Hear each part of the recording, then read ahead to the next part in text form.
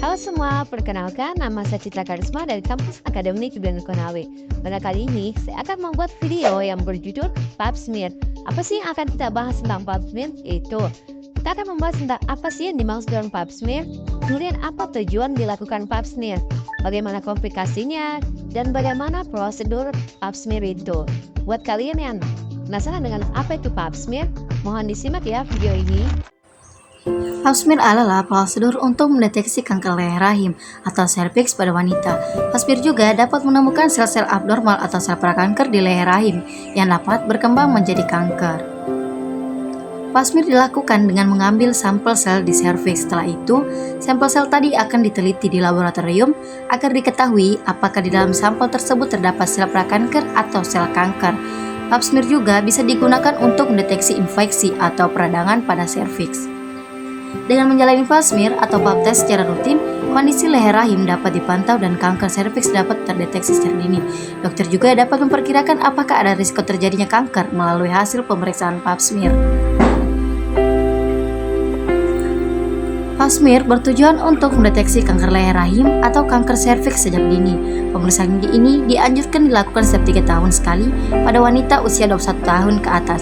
Bagi wanita usia 30-65 tahun, pap smear bisa dilakukan tiap 5 tahun sekali tetapi perlu dikombinasikan dengan pemeriksaan HPV. Pap smear juga dianjurkan bagi wanita yang berisiko tinggi terserang kanker leher rahim tanpa memandang usia. Wanita dengan risiko tinggi tersebut adalah mereka yang memiliki faktor berikut. Pertama, memiliki riwayat keluarga dengan kanker serviks, mendapatkan hasil abnormal, menderita HIV, memiliki daya tahan tubuh lemah, misalnya akibat menjalani transplantasi organ, kemoterapi, atau menggunakan kortikosteroid dalam jangka panjang, menderita penyakit menular seksual. Pemeriksaan pap smear secara berkala dapat dihentikan pada wanita yang telah menjalani operasi pengangkatan seluruh rahim dan serviks atau histerektomi total, tetapi dengan catatan bahwa prosedur tersebut tidak dilakukan karena adanya kanker atau lesi prakanker.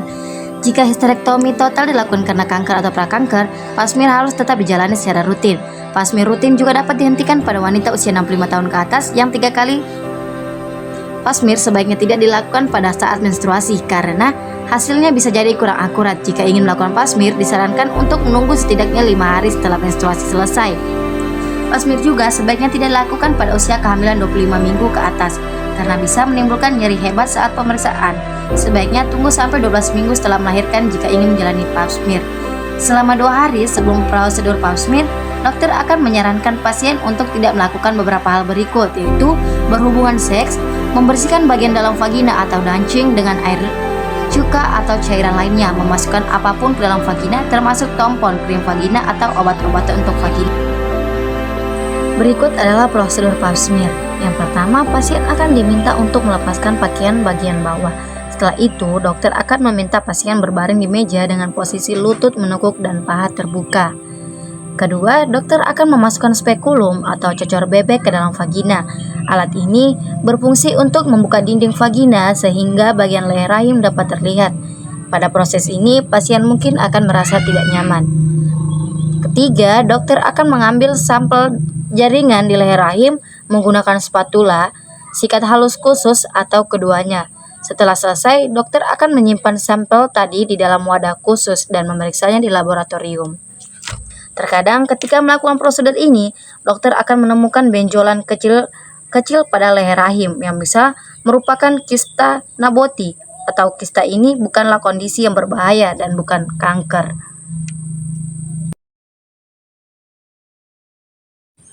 Hasil pap smear dikatakan positif jika pasien memiliki sel-sel abnormal, baik kanker maupun lesi prakanker.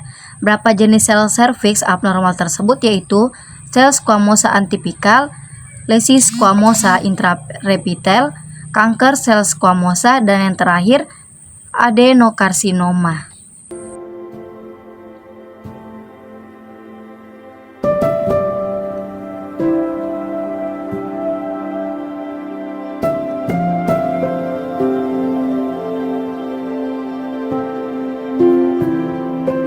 Kemudian, segera beritahu dokter jika pasien mengalami gejala perburukan setelah prosedur pap smear dilakukan.